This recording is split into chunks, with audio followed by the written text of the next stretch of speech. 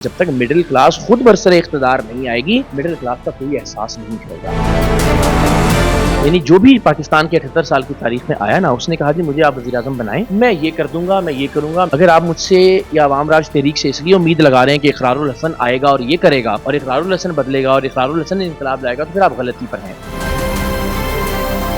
अस्सलाम वालेकुम नाज़रीन, मैं हूं नवीद राना और आप देख रहे हैं बॉलीवुड। मेरे साथ इस वक्त पाकिस्तान की एक बहुत बड़ी शख्सियत मौजूद है। तारुफ करवाने की जरूरत नहीं है क्योंकि ये फेस वो है जिसने सरेआम लोगों के बहुत बहुत फेस जो हैं वो बेनकाब भी किए हुए हैं। इकरार भाई कैसे हैं? अस्सलाम वालेकुम, मैं खैरियत से हूँ, आप ठीक हैं? आपने जब ये कहा ना तारुफ करवाने की ज़रूरत नहीं है, तो मुझे एक जुमला याद आ गया। किसी को मुतारिफ करवाते हुए किसी ने कहा कि जनाब ये कैसी शख्सियत तशरीफ ला रहे हैं कि जो मैं समझता हूँ कि तारुफ के काबिल नहीं है। आप काबिल एहतराम हैं। इकरार भाई, पेट्रोल तारीख की बुलंद तरीन सतह पे चला गया अवाम राज तहरीक की मौजूदगी के अंदर। क्या ये क्यों हो रहा है? ये सब इसलिए हो रहा है कि ये इन सरमायादारों और अमीरों का बनाया हुआ निज़ाम है।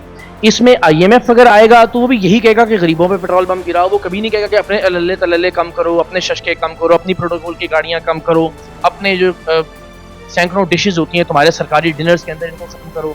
आलमी मंडी में कभी बहरान आएगा तो भी मलबा गरीबों के ऊपर गिरेगा। जंग लगेगी, पेट्रोल की कीमतें, तेल की कीमतें आलमी सतह पर बढ़ेंगी तो भी मलबा। यानी आप ये बताइए ना कि इनमें से किस हुक्मरान ने अपनी प्रोटोकॉल की गाड़ियों की तादाद में कमी की है, या इनको जो मुफ्त यूनिट मिलते हैं, जो मुफ्त तेल मिलता है, उसकी तादाद या मिकदार के अंदर कोई कमी की है? तो भाई ये तो इसमें तो हम सबको अब तक समझ जाना चाहिए, ये इन्हीं अमीरजादों का बनाया हुआ निज़ाम है। और इन अमीरजादों के बनाए हुए इस निज़ाम में हर बिजली आपके ऊपर यानी आम लोगों पर और मिडिल क्लास के ऊपर गिरेगी। हमने ज़ाहिर इस पर अपने तौर पर ट्वीट भी की, वीडियो भी बनाई, वो अभी पोस्ट भी हो रही है। लेकिन सवाल ये है कि इसका हल क्या है? यानी हम कहते हैं महंगाई, हम कहते हैं गुर्बत, हम कहते हैं बेरोजगारी, पेट्रोल की कीमतें, नाइंसाफ़ी, लाकानूनियत। मुझे लगता है कि जो हम अवाम राज के प्लेटफॉर्म से बात कर रहे हैं कि जब तक मिडिल क्लास खुद बरसरे इख्तिदार नहीं आएगी, मिडिल क्लास का कोई एहसास नहीं करेगा। इमरान खान साहब का भी यही कहना था और जितनी भी सियासी पार्टी आती हैं वो यही कहते हैं, लीडरान भी यही कहते हैं। मैं किसी शख्सियत पसंदी की बात नहीं करना चाह रहा, लेकिन खान साहब ने भी यही बातें की थी और IMF से कर्जा फिर भी लेना पड़ गया था। तो अवाम राज तहरीक अगर आएगी तो वो कर्जा अपने पास से उतारेगी और बाद में ये सब कुछ ठीक करेगी। अच्छा, एक तो ये कि ये मैं बहुत वसूख से आपसे अर्ज़ करता हूँ कि किसी ने ये बात नहीं की थी, मैं अर्ज़ करता हूँ आपसे। यानी जो भी पाकिस्तान के 78 साल की तारीख में आया ना, उसने कहा जी मुझे आप वज़ीर आज़म बनाएं, मैं ये कर दूंगा, मैं ये करूंगा, मैं IMF के पास नहीं जाऊंगा, मैं 8,000 अरब बाहर से ले आऊंगा, मैं 9 घंटे में 9 दिन में करप्शन खत्म कर दूंगा, मैं वज़ीर आज़म हाउस को यूनिवर्सिटी बना। सब ये कहते रहे। मैं कह रहा हूँ मैं कुछ नहीं करूँगा। अगर आप मुझसे या अवाम राज तहरीक से इसलिए उम्मीद लगा रहे हैं कि इकरारुल हसन आएगा और ये करेगा और इकरारुल हसन बदलेगा और इकरारुल हसन इंकलाब लाएगा, तो फिर आप गलती पर हैं। शख्सियात से उम्मीदें वाबस्ता करना छोड़ दीजिए, सिस्टम बनाइए, निज़ाम बनाइए। अगर निज़ाम से लड़ना है तो उसके मुकाबले में पर्सनैलिटीज़ को लाके नहीं लड़ा जा सकता। निज़ाम के मुकाबले में जमहूरी निज़ाम बनाना होगा, जिसकी अवाम राज तहरीक बात कर रही है कि उस तहरीक का या उस पार्टी का इकरारुल हसन मालिक ना हो, इमरान खान मालिक ना हो, नवाज शरीफ या जरदारी मालिक ना हो, कारकुन मालिक हो।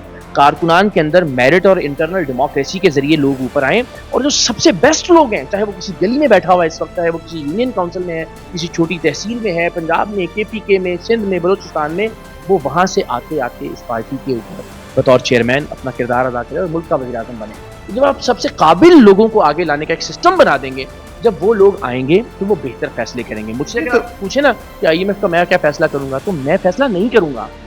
ये फैसला उन लोगों को करने दीजिए जो पाकिस्तान की हर गली, हर यूनियन काउंसिल से अपनी काबिलियत और सलाहियत की बुनियाद पर इलेक्ट होते हुए मेरिट की बुनियाद पर ऊपर आए और फिर मिलकर फैसले करें।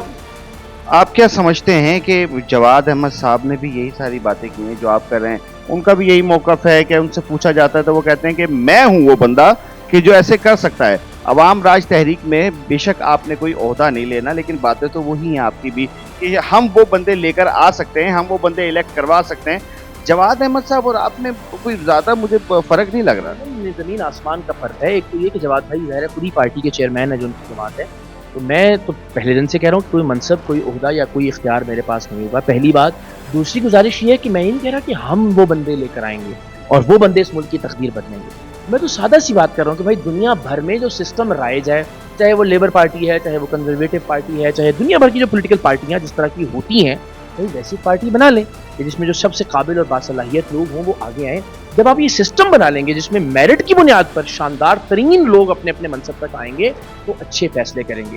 ये जितने भी आपने प्रॉब्लम बताए ना, इन प्रॉब्लम کی وجہ میرے نزدیک یہ ہے کہ سسٹم ٹھیک سے کام نہیں کر رہا، اور سسٹم ٹھیک سے اس لیے کام نہیں کر رہا کہ سسٹم کو چلانے والے ٹھیک لوگ اوپر نہیں آ رہے ہیں۔ کیا ہوتا ہے، یہ ہمارے پارٹی والے جو امیر زادے ہیں یہ جماعتیں بنا لیتے ہیں، اور جماعتیں بنانے کے بعد یہ 3 طرح کے لوگوں کو آگے لاتے ہیں۔ میں بار بار ایک گزارش کرتا ہوں، یہ سب سے پہلے ڈھونڈتے ہیں اپنا رشتہ دار آگے لانے کے لیے، مریم نواز صاحبہ کی شکل میں، پھر یہ ڈھونڈتے ہیں پارٹی کا سب سے کوئی بے وقوف بونگا یا سادہ آدمی، قائم علی شاہ صاحب کی طرح یا عثمان بزدار صاحب کی طرح، کہ یار ایسے آدمی کو لے کے آؤ کہ جس سے ہماری سیٹ کو کوئی خطرہ نہ ہو، ہم جیسا کہتے رہے وہ ویسا کرتے رہے۔ کیا پھر سب سے وفادار اور چاپلوس آدمی تلاش کر کے لے آتے ہیں کہ جو ہماری جنگ لڑے گا، ہماری لڑائی لڑے گا، سہیل آفریدی صاحب کی طرح، اور پھر الٹیمیٹلی آپ دیکھتے ہیں کہ ان کو بھی گالیاں پڑتی ہیں۔ تو جب تک آپ وفاداری کی بنیاد پہ، جب تک آپ سادہ سے سادہ آدمی کی بنیاد پہ، جب تک آپ رشتہ داری کی بنیاد پہ لوگوں کو آگے لاتے رہیں گے، یہ سسٹم ایسے ہی خراب طریقے سے چلتا رہے گا۔